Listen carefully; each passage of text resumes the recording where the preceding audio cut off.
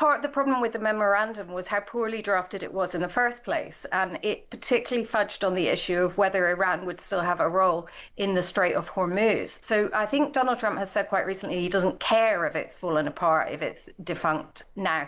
The fact was that it never really pinned down the central issue that's holding the world hostage, essentially, in this conflict, which is that Strait of Hormuz. And so whether or not it holds seems to not resolve the issue of whether Iran actually still has some sway over that shipping lane. Now, the US has launched strikes, as I just mentioned to Jeff Hoon, on Iran for the 10th night in a row. It's the latest tit-for-tat exchange with Tehran, fundamentally sparked by a struggle for control of the Strait of Hormuz. At the same time, Iranian-backed Houthi rebels in Yemen have announced a maritime blockade of Saudi Arabia's shipping access to the Red Sea, a move that could tighten Tehran's stranglehold on regional oil shipments. So, tough choices loom for Andy Burnham's new government. What will he do if President Trump asks for British military assistance in a renewed war with Iran? And how will he alleviate the economic impact of continued conflict in the Middle East? Well, joining me is Catherine Philp, Times World Affairs editor. Catherine, thanks for joining us on The Times at 1. How would you characterize what is going on in the Middle East right now? Is it back to war between the US and Iran? I think it looks a lot like it, certainly, and there is a risk of this, I mean, as it has escalated over the last 10 days since hostilities resumed, it looks like it could escalate quite a lot further. It's not clear that there's any off-ramps or really any plausible diplomatic track going on right now. So I think we're at a worrying time when it doesn't look that, although neither side necessarily wants this to spiral into full-scale war again, it could quite easily just go there. Yeah, I mean, it's hard to know what to make of the grainy video we see from the US Defense Department of military sites being hit in Iran. And then we get reports, including casualties of strikes from Iran on American bases in different parts of the Middle East. It's hard to know just how far from full-scale escalation we are. What's your take on the degree to which both sides are still exercising some sort of constraint on themselves?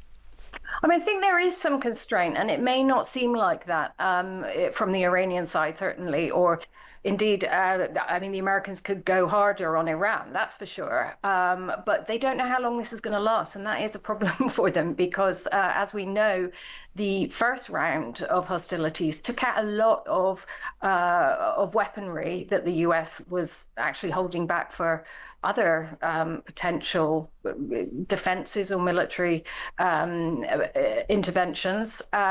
So there's that. I mean, they may be holding back for that reason. But also the Iranians are not met. I mean, if you listen to Donald Trump talk about it, the Iranians ought not to be able to hit things like US military bases in Jordan. I mean, he claims to have wiped out that capability. So I think we're seeing that some of those things aren't necessarily true. Is the memorandum of understanding that's supposed to underpin the dialogue and the search for a lasting peace, is it dead? Well, I think part of the problem with the memorandum was how poorly drafted it was in the first place. And it particularly fudged on the issue of whether Iran would still have a role in the Strait of Hormuz. So I think Donald Trump has said quite recently he doesn't care if it's fallen apart, if it's defunct now. The fact was that it never really pinned down the central issue that's holding the world hostage, essentially, in this conflict, which is that Strait of Hormuz.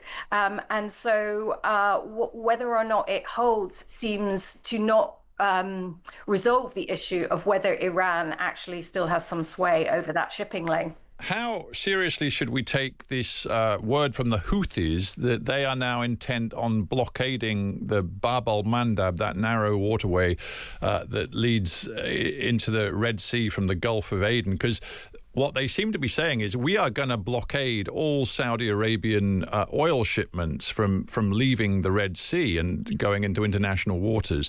If that were true, how serious would that be for Saudi Arabia and for international fossil fuel markets? It'd be incredibly serious because the Saudis have, whilst the Strait of Hormuz has been blocked, the Saudis have been piping a lot of their oil over to that side and are now heavily reliant on it to get oil out. So if the Houthis do have the capability, which we're not sure, of actually closing that strait to Saudi traffic, it would cut off a whole other stream of oil and have a much worse effect on oil prices and oil shortages around the world. Yeah, Catherine, your job isn't obviously just to look at and constantly monitor what's happening in sort of conflict zones like this, but also to judge what the British government is going to do in response. And we've got a new government, and we've got a new Defence Secretary, Wes Streeting. We've got a new Foreign Secretary, Ed Miliband. If Donald Trump really is going back to hot war with Iran and really is going to pressure Britain to offer more assistance than it did last time it was a full-on hot war, what do you think the new government's response would be here in London? I mean, I think it would be no, but I think obviously it would have to be cloaked in some diplomatic way that wouldn't upset Donald Trump too much. But I do think it's really unlikely because even Israel has said today that it's not going to get involved again in the hot war in Iran. And of course, there are lots of reporting to the effect that it was Israel that kind of goaded the US into launching attacks on Iran in the first place. So I think if Israel's not even in this, it's very unlikely we'll be called upon. But again, I think that Britain has, this difficult line to tread. It's, I think the fact that John Healey has been appointed as Chancellor may have a reassuring effect on Washington and possibly even the European allies and NATO, that Britain is taking its defence responsibilities and spending seriously. But I don't see a role for Britain in a renewed hot war. Catherine Philp, World Affairs Editor at The Times. Thank you very much indeed for joining us on The Times at 1. The political world is, again, changing quickly, but you can make sense of it with the Times and Sunday Times politics podcast, The State of It. Our expert political journalists, Steve Swinford, Lara Spirit and Patrick Maguire, bring you the inside scoop on the stories that are shaping the nation, including what Andy Burnham as new Prime Minister means for you and the country at large. Listen wherever you get your podcasts or watch in full on YouTube.